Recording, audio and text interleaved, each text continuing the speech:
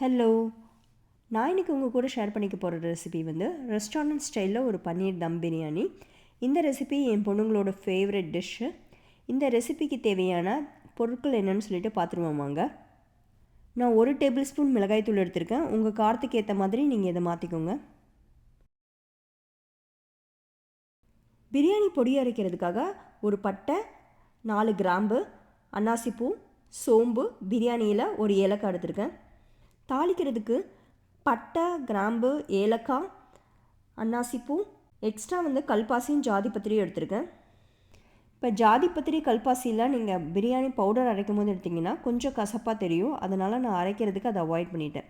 1/4 cup தயிர், 1 table spoon ginger garlic paste, onion, 2 தக்காளி, கொஞ்சம் புதினா, கொத்தமல்லி எடுத்திருக்கேன்.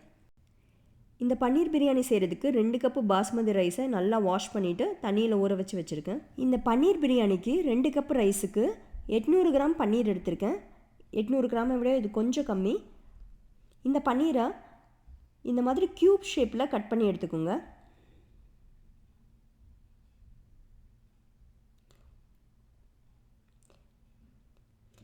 இந்த பன்னீரை நம்ம மேரினேட் பண்ணி ஃப்ரை பண்ணி தான் பன்னீர் பிரியாணியில் ஆட் பண்ணிக்க போகிறோம். அதனால் சின்ன சின்ன க்யூப் ஷேப்பில் எடுத்துக்கிட்டோம்னா ரொம்ப நல்லாயிருக்கும். கொஞ்சமாக மஞ்சத்தூள், 1 ஸ்பூன் மிளகாய்த்தூள்,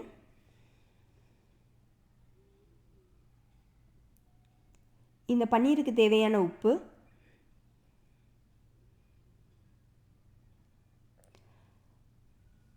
ஒரு டீஸ்பூன் அளவுக்கு கரம் மசாலா பவுடர்.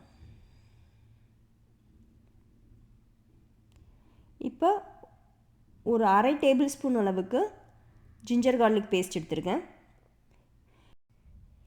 இப்போ நம்ம போட்ட மசாலாலாம் வந்து பன்னீரில் படுற மாதிரி நல்லா மிக்ஸ் பண்ணி விட்டுக்கிறேன். இந்த பன்னீர் அட்லீஸ்ட் 1 மணி நேரமாவது மேரினேட் ஆகணும். இது அப்படியே வச்சுருங்க. நான் எப்பயுமே வந்து பிரியாணி வந்து குக்கரில் தான் பண்ணுவேன். எப்படி வந்து இதை குக்கரில் சுலபமாக வந்து பண்ணலாங்கிறத இன்றைக்கி சொல்ல போகிறேன். முதல்ல கொஞ்சம் ஆயில் எடுத்துகிட்டு அது கூடவே வந்து 1 ஸ்பூன் அளவுக்கு நெய் எடுத்துக்கோங்க. ஆயில் சூடானோன்னு நான் எடுத்து வச்சுருந்த அன்னாசிப்பூ, ஜாதிபத்திரி, சோம்பு, பட்டை, கிராம்பு, கொஞ்சமாக கல்பாசி, ஏலக்காய், பிரியாணி இலை இது எல்லாமே சேர்த்துக்கிறேன். சோம்பு பொரிஞ்ச உடனே நீல வாக்கில் கட் பண்ணியிருக்கேன் ஆனியனை வந்து ஆட் பண்ணிக்கிறேன்.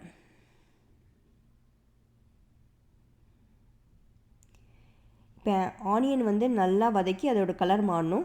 இந்த டைமில் இந்த பிரியாணி பவுடர் அரைச்சிக்குவோம். நான் எடுத்து வச்சுருந்த பட்டை, கிராம்பு, சோம்பு, பிரியாணி இலை, அன்னாசிப்பூ இது கூடவே மிளகாய்த்தூளும் மஞ்சத்தூளும் சேர்த்து அரைச்சிக்கிறேன். ஏன்னா ரொம்ப கம்மியாக இருக்கனால மிக்சியில் அரைப்படணுங்கிறதுக்காக இதெல்லாம் சேர்த்து ஒன்றா அரைச்சிக்கிறேன். இப்போ இந்த பவுடர் ரெடி ஆயிடுச்சு.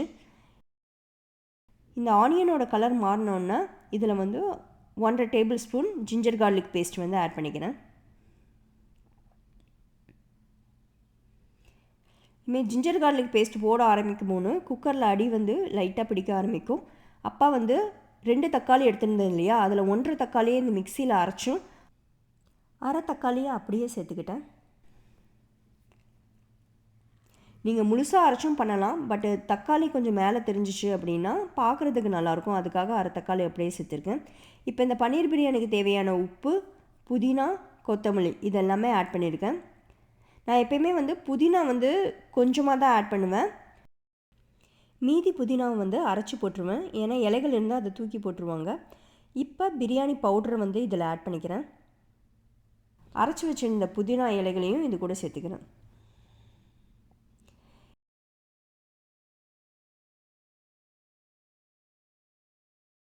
இப்போ 1/4 கப் தயிரை வந்து இது கூட ஆட் பண்ணிக்கிறேன். ஸோ இதெல்லாம் நல்லா வதக்கி எண்ணெய் மேலே வரணும். அது வரைக்கும் கொஞ்சம் நேரம் வெயிட் பண்ணிக்குவோம்.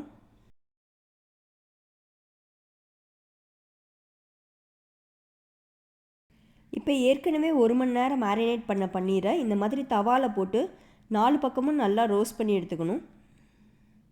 இதுக்கு தேவைப்பட்டால் நெய் ஊற்றி ரோஸ்ட் பண்ணிக்கலாம். இப்போ இந்த எண்ணெய் மேலே வந்தோன்னா 2 கப்பு ரைஸுக்கு 3 கப்பு கொதிக்கிற தண்ணி வந்து ஆட் பண்ணுறேன். தண்ணி வந்து சூடாக இருக்கணும். பச்சை தண்ணி ஆட் பண்ணிடாதீங்க. இப்போ ஏற்கனவே ஊற வச்சுருந்த பாஸ்மதி ரைஸையும் தண்ணி இல்லாமல் வடிகட்டிட்டு இந்த குக்கரில் ஆட் பண்ணிக்கிறேன். அரிசி ஆட் பண்ணதுக்கப்புறமா லைட்டாக இந்த மாதிரி அடியிலேருந்து கிளறி விடணும். ஏன்னா அரிசி ஏற்கனவே ஊறி இருக்கனால ரொம்ப போட்டு கிளறினீங்கன்னா அது உடஞ்சிரும். இப்போ ரோஸ்ட் பண்ண பன்னீரை வந்து இந்த ஸ்டேஜில் ஆட் பண்ணிக்கிறேன். இதுக்கு முன்னாடியே ஆட் பண்ணிங்க அப்படின்னா அது கரைஞ்சி போகிறதுக்கான சான்ஸ் அதிகமாக இருக்கும். ஸோ இந்த மாதிரி ரோஸ்ட் பண்ணி கடைசியில் ஆட் பண்ணும்போது பன்னீர் வந்து முழுசாகவே இருக்கும். லைட்டாக ஒரு கொதி வந்தவொடனே மிச்சம் இருக்கிற புதினா கொத்தமல்லி இலைகளை சேர்த்துக்கிட்டு 1 ஸ்பூன் வந்து நெய் வந்து ஆட் பண்ணுறேன்.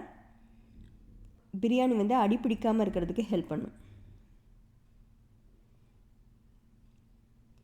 இப்போ இதில் புதுசாக வேகிறதுக்குன்னு எந்த ஒரு திங்ஸும் இல்லை, அரிசி மட்டும்தான் வேகணும். அதனால் குக்கரை மூடி வச்சுட்டு மீடியம் ஃப்ளேமில் ஒரு 5 மினிட்ஸ் வச்சுக்கோங்க.